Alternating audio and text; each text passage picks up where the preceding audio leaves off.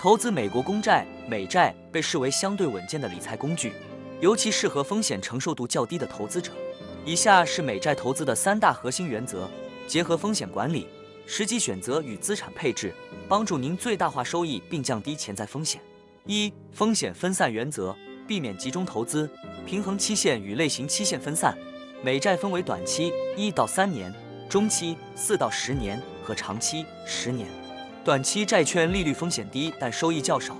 长期债券收益高，但易受利率波动影响。建议采用阶梯式策略 （Ladder Strategy）， 将资金分散于不同到期日的债券，每年部分到期再投资，平衡流动性与收益。类型多元，除了直接持有美债，可搭配债券 ETF， 如 TLT、EF 或债券基金，分散发行机构，如美国财政部 vs 机构债与信用风险。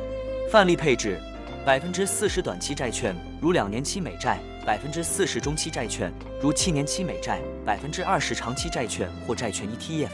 2、利率周期原则，顺应市场趋势调整策略，利率上升期优先配置短期债券，避免长期债券价格下跌，债券价格与利率反向变动。可选择浮动利率债券，如 TIPS 抗通膨债券，降低利率风险；利率下降期增持长期债券，锁定较高收益率。例如，在联准会降息预期时，买入10年期以上美债，资本利得潜力更高。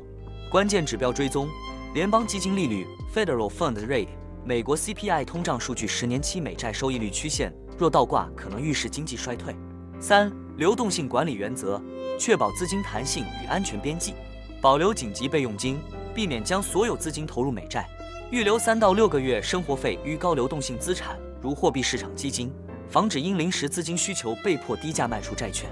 关注交易成本，直接购买美债，透过 Treasury Direct 或券商，通常无手续费，但次级市场买卖可能产生价差。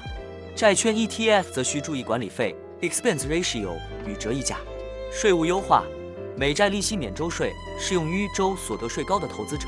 但需申报联邦税。持有至到期可避免资本利得税，短期交易则可能产生税负。进阶补充：当前市场应用建议，2025年6月，根据近期联准会动向、利率预期，市场预期2025年 Q4 可能降息，可逐步布局中期债券，如5到7年期，平衡收益与利率风险。汇率避险：若以新台币投资美债，需对冲美元汇率风险，例如透过外汇期权或美元计价资产配置。替代工具：若追求更高收益，可考虑投资及公司债，如苹果、微软发行债券，但需承担少量信用风险。